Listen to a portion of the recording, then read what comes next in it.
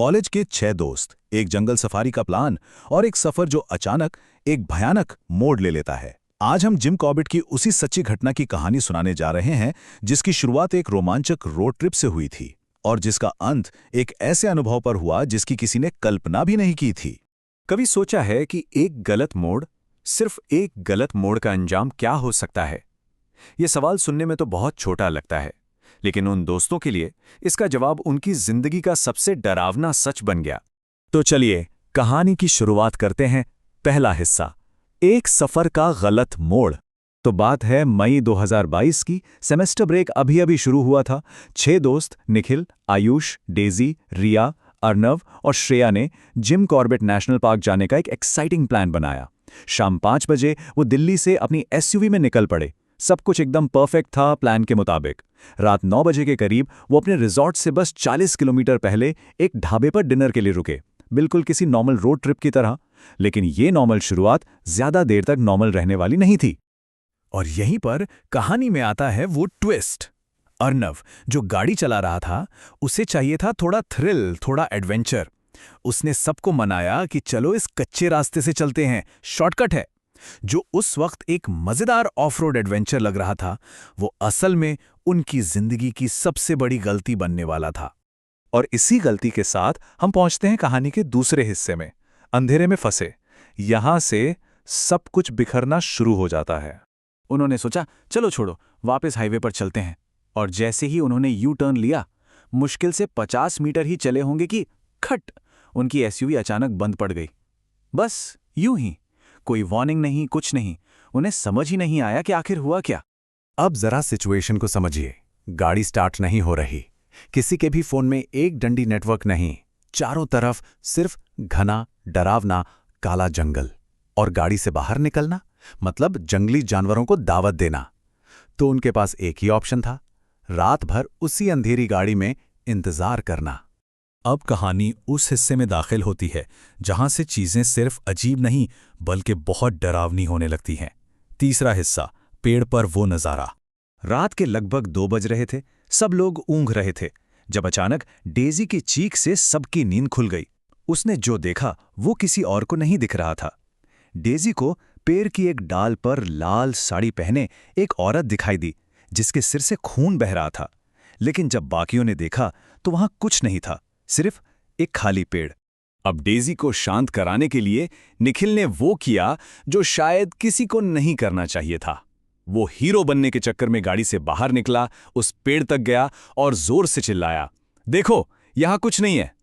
उसे जरा भी अंदाजा नहीं था कि वो अपने इस एक कदम से एक अनजानी ताकत को अपनी जिंदगी में आने का न्योता दे रहा था। तो जंगल का वो डरावना अनुभव अब उनके साथ घर आ चुका था। चौथा हिस्सा, डेजी में एक बदलाव। जब वो लोग ट्रिप से लौटे तो डेजी अब पहले वाली डेजी नहीं थी। कुछ दिन बीते और फिर निखिल के पास डेजी की मां का एक घबराया हुआ फोन आया। उन्होंने जो बताया वो सुनकर किसी के भी होश उड़ जाएं। डेजी सारा दिन सोती थी और रात में वो साड़ी पहनकर, मेकअप करके आईने के सामने खुद से बातें करती थी। वो सबसे कट गई थी, बिल्कुल चुपचाप। और निखिल के साथ उसका बर्ताव अजीबोगरीब और जबरदस्ती वाला हो गया था। और फिर वो पल आया जिसने सारे शक को एक भयानक हकीकत में बदल दिया। एक दिन जब निखिल ने उसके करीब आने से मना किया तो उसने जोर से निखिल का गला पकड़ लिया और एक ऐसी आवाज में बोली जो डेजी की थी ही नहीं। एक भारी डरावनी आवाज, तुम मेरे हो और तुम्हें मेरी बात माननी पड़ेगी। अब सब समझ चुके थे कि मामला बहुत गंभीर है और उन्हें मदद चाहिए। और इसी के साथ हम पहुंचते हैं 5वें हिस्से पर, अनामिका की दुखद कहानी। वो लोग डेजी को एक जानकार पंडित जी के पास ले गए।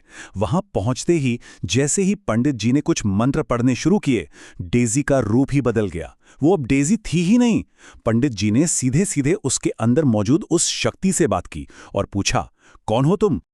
और तब एक नाम सामने आया, अनामिका। उस आत्मा ने बताया कि वो उसी पेड़ पर थी जब निखिल वहां आया था। निखिल में उसे अपना खोया हुआ प्यार आदित्य नजर आया और बस वो उसके पीछे पीछे चली आई और निखिल के करीब रहने के लिए उसने डेजी के शरीर पर कब्जा कर लिया था। तो आखिर ये अनामिका थी कौन? उसकी कहानी बहुत ही दुख भरी थी। उसकी शादी उसकी मर्जी के खिलाफ की जा रही थी, जबकि वो आदित्य नाम के किसी और लड़के से प्यार करती थी। जब घरवाले उसे जबरदस्ती ससुराल ले जा रहे थे तो उसने चलती गाड़ी से छलांग लगा दी भागने के लिए, लेकिन सिर पर चोट लगने से उसकी वहीं मौत हो गई और तब से उसकी आत्मा उसी जंगल में भटक रही थी।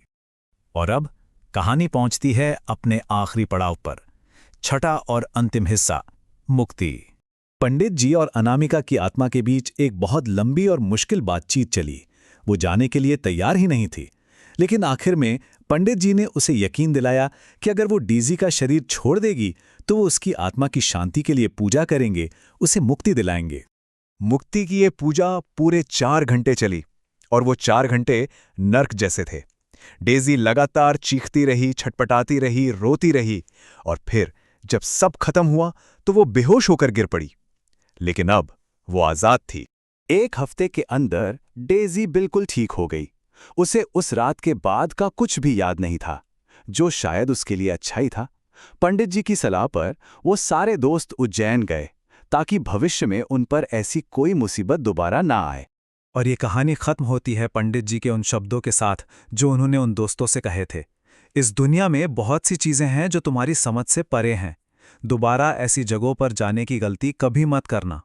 यह चेतावनी सिर्फ उन दोस्तों के लिए नहीं थी, बल्कि शायद हम सबके लिए है। एक रिमाइंडर कि कुछ दरवाजे अगर बंद हैं तो उन्हें बंद ही रहने देना चाहिए।